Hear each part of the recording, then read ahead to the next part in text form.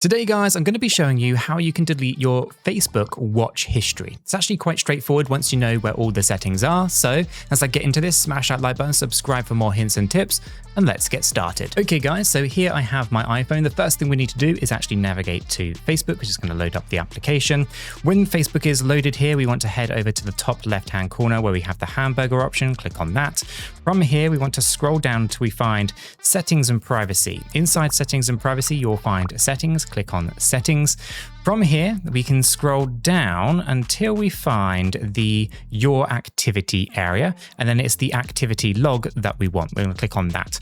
This is going to load up all of your kind of settings around your activity on the Facebook application. The very first one, which is your Facebook activity, is what we want. We're going to click on that. From here, we're going to scroll down. There's an awful lot of things here, by the way. You've got comments and reactions, posts, activity that you're tagged in, saved items, messages, groups, reels, stories, events. It's a very long list.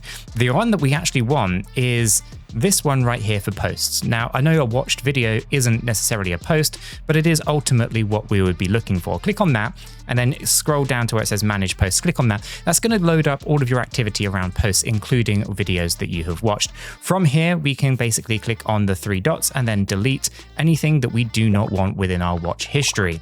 And unfortunately, I can't find any settings here to do a mass bulk delete like there used to be.